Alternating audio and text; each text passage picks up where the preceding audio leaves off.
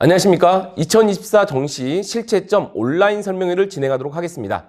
대입성공 그 마지막 점을 찍다라는 내용으로 준비해봤습니다. 저는 대성학원 입시전략실장 김원중입니다. 24학년도의 대입 일정을 확인해 보도록 하겠습니다. 자, 먼저 여러분은 수능 성적 통지표를 지금 받은 상태이고요.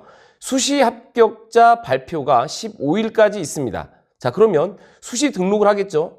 이때 수시 등록이 제대로 되지 않는 경우는 각 학교별로 충원이 진행되고요. 이 충원 합격 통보 마감이 28일이고 등록 마감이 29일입니다.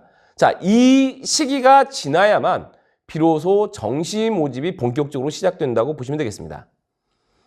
수시 2월 인원은 현재로서는 알 수가 없습니다. 좀 기다려봐야 되는 것이고요. 자, 발표된 이후에는 정시 모집 원서 접수가 시작됩니다. 바로 1월 3일부터 1월 6일까지입니다. 각 학교마다 마감하는 날짜와 시간까지 다를 수 있기 때문에 여러분이 지원하고자 하는 대학의 시간, 일정 꼭 확인해 보시기 바랍니다. 정시 원서 접수가 진행되고 나면요, 전형이 치러진 후에 합격자 발표를 하면 이때 정시 모집으로 다 모집하지 못하는 대학들이 발생할 수 있습니다. 이 경우는 또 충원 합격 통보 마감이 끝난 후에 미등록 충원이 또 진행이 되면서 추가 모집이 되니 혹시라도 정시 모집에서 결론이 나지 못한 학생이 있다라고 하면 추가 모집 기간까지 주목해 주시기 바랍니다. 이와 관련해서 주의해야 될 일정 한번 확인해 보도록 하겠습니다. 자, 모든 대학이 변환 표준 점수를 반영하는 것은 아닌데요. 서울 주요 대학은 탐구 영역의 변환 표준 점수 발표되는 시기들이 다 다릅니다. 그렇기 때문에 그 발표 일정 꼭 확인하셔서 실제 내가 가지고 가게 될 탐구 점수가 어떻게 변환되는지 확인해 보시기 바랍니다. 또 정시 모집의 최종 인원은 수시 2월 된 인원이 반영되어야 되기 때문에 그 발표 시점 확인해 보셔야 되겠고요. 또한 원서 접수가 시작되면은 또 이 일자가 진행됨에 따라서 경쟁률도 달라질 수 있습니다. 마지막 날까지 경쟁률 체크하면서 신중하게 원서 접수했으면 좋겠습니다. 자, 그러면 먼저 24학년도의 수능 채점 결과 분석을 먼저 하고 진행해 보도록 하겠습니다. 자, 이번에 진행하게 된 24학년도는 전년과 어떻게 다른지를 보시면요. 전체 응시자 인원은 2,799명이 줄어서 44만 4,870명이 응시를 했습니다. 그리고 재학생과 졸업생을 비교해 보시면요. 졸업생은 전년보다 늘어서 거의 역대급으로 졸업생 인원이 매우 큰 비중을 차지한다라고 하는 것은 여러분 이미 언론을 통해서도 알고 계십니다. 선택 과목의 응시자 비율을 확인해 보도록 하겠습니다. 우리 선택형 수능은 22, 23, 24 수능으로 올해가 벌써 3년 차입니다. 이 선택 과목의 유불리가 존재하다 보니까요. 비록 어려운 과목이지만 횟수가 진행됨에 따라서 어려운 과목의 응시율이 확실히 올라가고 있음을 확인해 볼 수 있습니다. 먼저 국어의 경우는 언어와 매체가 22 수능, 즉 첫 수능에서는 30%였어요. 2년차 때는 35.1%, 이번에는 40.2%로 나타났습니다. 수학의 경우 미적보다는 원래 확통이 51.6%로 첫 해 수능이 시작되었는데요. 이 확통이 2년 차에는 47.8%, 그리고 이번 수능에서는 45%로 1년 차에 비해서 크게 줄었음을 확인해 볼 수 있습니다. 이 확통이 줄어든 만큼 반대로 미적, 기하 쪽에서 늘어났음을 확인해 볼 수 있습니다.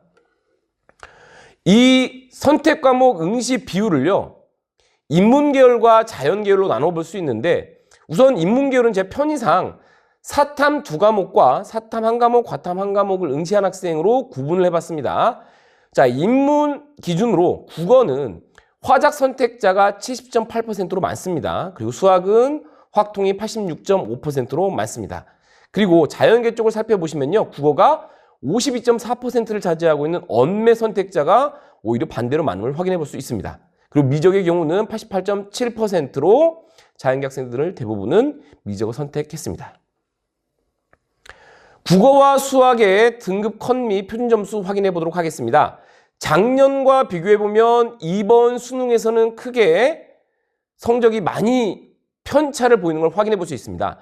작년의 경우는요, 언매 만점이 표준점수 134점이었고요. 화작 선택자가 130점이었습니다.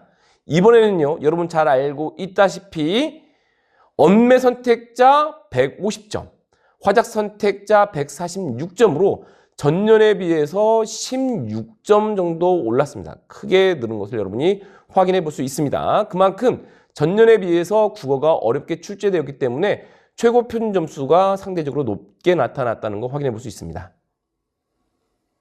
자, 만점자도 확실히 크게 달라졌습니다. 작년에는요, 언매 선택자가 최고 표점이었는데 그 학생들이 371명으로 0.08%였어요. 이번에 국어 어렵게 출제되면서 언매 만점자, 최고 표점자가 64명으로 0.01%임을 확인해 볼 수 있습니다. 자, 계속해서 수학도 확인해 보도록 하겠습니다. 수학은 원래 시험이 쉽든 어렵든 국어에 비해서 표준 점수가 높게 나타나는 편인데요. 작년 최고 표점이 미적이 145점이었습니다. 이번에는 미적이 148점을 보이고 있습니다.